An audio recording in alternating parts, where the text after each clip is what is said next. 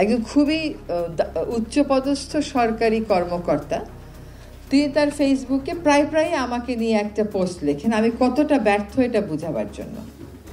উনি বলেন যে এই যে কিনা পলিথিন বন্ধ করতে পারলাম সুপার শপ, এটা যে কোনো একটা বাচ্চাও নাকি পারত, তো সেই বাচ্চাটা 54 বছরে জন্ম কেন হলো না বুঝতে পারলাম না। যাই হোক, এখন আসেন একটু নদীতে। উনি বলেন যদি পারেন তো নদী একটা নীল পানি করে দেখান। দেখেন, এইসব হচ্ছে খুব গভীরে না যেয়ে কথাবার্তা।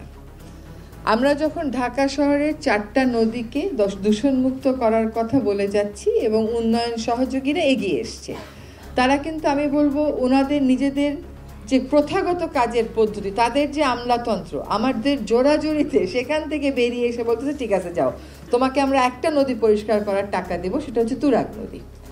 তো আমরা আশা করি যে খুব সহসাই তুরাগের কর্মপরিকল্পনাটা চূড়ান্ত হয়ে যাচ্ছে। এইটা আমরা আশা করি সেপ্টেম্বর থেকে আনুষ্ঠানিকভাবে কাজটা শুরু করতে পারবো। এখন ইনশাল্লাহ, এখন কেন আমরা বুড়িগঙ্গাটা ধরতে পারলাম না? আমি চাই রাজনৈতিক দলেরা এসে ওটা ধরুক, কারণ বুড়িগঙ্গার মাটিতে যে 5 থেকে 7 ফিট পলিথিন শপিং ব্যাগ, এইটা ওরা তুলে ব্যবস্থাপনাটা করুক, করার উচিত। তো আমরা তো তুরাগটা দেখিয়ে দিয়ে যাবো ইনশাল্লাহ।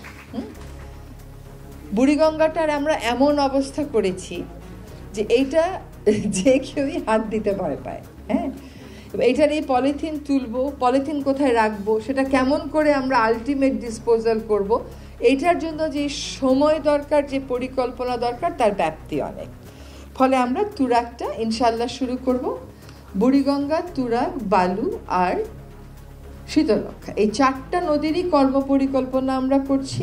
4টা নদীরই আমরা পুরা বাজেট অ্যাসেসমেন্ট করছি এবং আমরা চেষ্টা করব, আমরা এডিবি ওয়ার্ল্ড ব্যাংকের সাথে কথা বলেছি, ওয়ার্ল্ড ব্যাংক তুরাগে সাহায্য করবে বলে দিয়েছে, এডিবি তুরাগের সৌন্দর্য বর্ধনে সাহায্য করবে বলে দিয়েছে।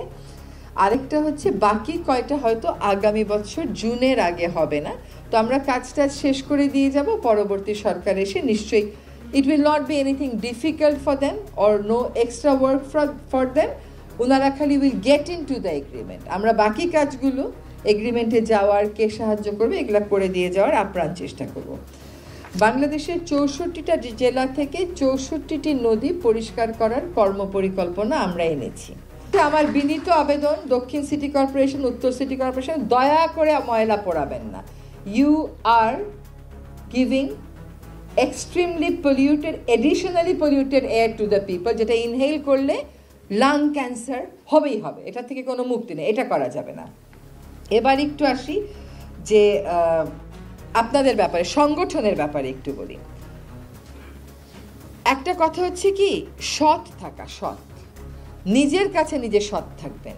খালি টাকা পয়সা না নিলেই মানুষ সৎ হয় না। আপনি একটা সরকারি চাকরি করেন, মাস শেষে বেতন নেন, আপনার কাজ হচ্ছে নদী ভাঙন ঠেকানো, সরকার আপনাকে অত টাকা দিতে পারে না। নদী যখন ভাঙে মানুষটার পাশে গিয়ে তো দাঁড়াইতে পারেন, বলতে তো পারেন যে আমি এই পরিকল্পনাটা করেছি, হেড অফিসে পাঠিয়েছি, এবার পারলাম না, পরের বার পারবো। সেটাও যদি না করি, এটা কেমন সততা হইল? নিজের কাছে নিজে সৎ থাকবেন।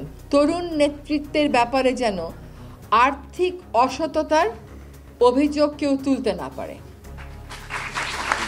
আমাদের কিন্তু একজন রাষ্ট্রপতি ছিলেন, তার বিরুদ্ধে যত রকম সমালোচনা আপনি করেন, একটা টাকা নিয়েছে, আত্মীয় স্বজনকে ফেভার করেছে, এইরকম কথা কিন্তু শত্রুও বলতে পারবে না, শত্রুও বলতে পারবে না। রাজনৈতিক সমালোচনা হতেই পারে, ওটা বিষয় না। কাজে সৎ থাকবেন, সৎ থাকলে 50 ভাগ সমস্যার ওইখানেই সমাধান হয়ে যায়। আরেকটা হচ্ছে আত্মত্যাগ করবেন। আমি তো জানি কয়দিন পরে আপনাকে কেন ডায়াসে উঠাইলো, ওকে কেন উঠাইলো না, এই নিয়ে আপনারা ঝগড়া করবেন। যদি নতুন বাংলাদেশ গড়তে চান, চেয়ারের জন্য মোহ করে করবেন না। আত্মত্যাগ না থাকলে, আত্মত্যাগ না করে কোন নেতা ইতিহাসে নাম করে নিয়েছে আমাকে বলেন? চে গুয়েভারা আত্মত্যাগ না করে নাম করে নিয়েছে? করে নাই। আমি দায়িত্বে যাব, গাড়ি পাবো, মিন্টু রোডে বাসা পাবো, একটা করে প্লট পাবো, বালু পাথরের ব্যবসা পাবো, কোরবানির হাটের ব্যবসা পাবো, জলাশয় পাবো, এই সমস্ত নিয়ে কেউ কোনোদিন জনপ্রিয় নেতা হবে না। হ্যাঁ, নেতা হবে, কিন্তু জনপ্রিয় নেতা হইতে পারবে না। জনপ্রিয় নেতা হতে গেলে আত্মত্যাগটা করতে হবে, এইটা কিন্তু মাথায় রাখতে হবে।